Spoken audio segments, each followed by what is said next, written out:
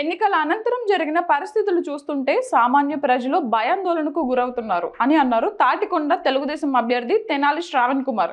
మాచర్లలో జరిగిన సంఘటనల గురించి రాష్ట్రంలో పెద్ద చర్చ జరుగుతోంది. ఓటమి భయంతో వైసీపీ చేసిన అరాచకాలు ఆంధ్ర రాష్ట్ర ప్రజల్ని భయభ్రాంతులకు గురి చేస్తున్నాయని అన్నారు. మాచర్లలో సామాన్య ప్రజలు అణచివేత నుంచి బయటపడడానికి ప్రజలు సాహసోపేత నిర్ణయం తీసుకున్నారు అని అన్నారు. రాష్ట్రంలో జరుగుతున్న పరిణామాలు మనం ఒకసారి చూసినప్పుడు సామాన్య ప్రజలు ఆందోళనకు గురవుతారు. ముఖ్యంగా తిరుపతి, మాచర్ల మరియు ఇతర కొన్ని చోట్ల నియోజకవర్గాల్లో జరిగిన అల్లర్ల గురించి ఒకసారి రాష్ట్ర వ్యాప్తంగా పెద్ద చర్చ జరుగుతుంది. ఎన్నికల రోజున ఏదో రకంగా రాష్ట్ర వ్యాప్తంగా జరుగుతున్న అంశాల మీద కొన్ని ప్రాంతాల్లో జరిగిన దౌర్జన్యకాండ బయటపడకపోవచ్చు, కానీ ఎన్నికల అనంతరం ఓటమి భయంతో చేసిన అరాచకాలు ఈ రాష్ట్ర ప్రజల్ని నిశ్చేష్టులను చేస్తుంది. ఆచరణలో సామాన్య ప్రజలు అణిచివేత నుంచి బయటపడటానికి చేసిన ప్రయత్నాలు ప్రజాస్వామ్యంలో అభినందనది. ఎందుకంటే ఆ రోజు జరిగిన సంఘటనలను, పోలింగ్ రోజు జరిగిన సంఘటనల్ని ఒకసారి విశ్లేషించుకుంటే, ఒక మహిళ గొడ్డలు కావటం, కత్తి కావటంతో పోలింగ్ స్టేషన్లో నేను కూర్చుంటాననే ఒక ధైర్యం, మరొక వ్యక్తి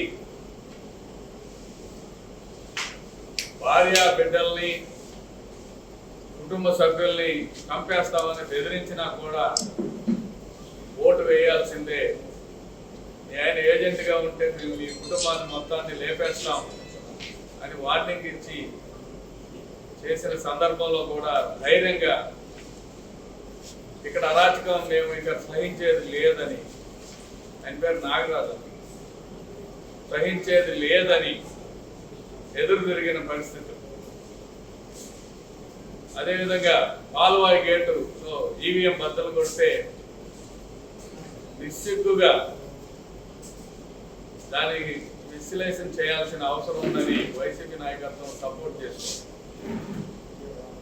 తిరుపతిలో చెవిరెడ్డి కుమారుడు మోహిత్ రెడ్డి అనుచర గణం సృష్టించిన విధ్వంసం, కౌంటింగ్ సెంటర్ దగ్గర స్ట్రాంగ్ రూమ్ దగ్గర చేసిన విధ్వంసాన్ని మనం విశ్లేషించుకోవాలి. ఇప్పటిదాకా వైఎస్ఆర్ పార్టీ నాయకులు చేస్తున్న దౌర్జన్యాలు కొంతమంది మాత్రమే అర్థం చేసుకున్నారు. డబ్బులు వేయాల్సిన అవసరం ఏమొచ్చింది? దానికి జగన్ రెడ్డి గారు కృషి చేయాల్సిన అవసరం ఏమొచ్చింది? ఉద్యోగస్తులకు పోస్టల్ బ్యాలెట్ వినియోగించుకోవడానికి ఎన్ని చోట్లకు తిరగాల్సి వచ్చింది వాళ్ళ హక్కును వినియోగించుకోవడానికి. వాళ్ళ పోస్టింగ్ ఒక చోట అయితే వాళ్ళకు ఇంకో చోట ఓటింగ్ వేసుకోవడానికి అవకాశం ఇచ్చి వాళ్ళు పోరాటం చేసుకుని ఎలక్షన్ కమిషన్కి వెళ్ళి రిప్రజెంటేషన్ చేసుకుని మేము ఓటు వేయాలని డేటుని ఎక్స్టెండ్ చేయించుకున్నారు తప్ప ప్రభుత్వం చేసింది ఏమీ లేదు. ఇవన్నీ ఈ ఇన్సిడెంట్స్ అన్నింటినీ ఒకదానికి ఆలోచన చేస్తే ఖచ్చితంగా జవహర్ రెడ్డి కుట్రలో భాగస్వామిగా ఉన్నాడు. అతని ఆధ్వర్యంలో ఎన్నికల ప్రక్రియ, కల్మినేషన్, ఎన్నికల కౌంటింగ్ సక్రమంగా జరుగుతుందని భావించట్లేదు.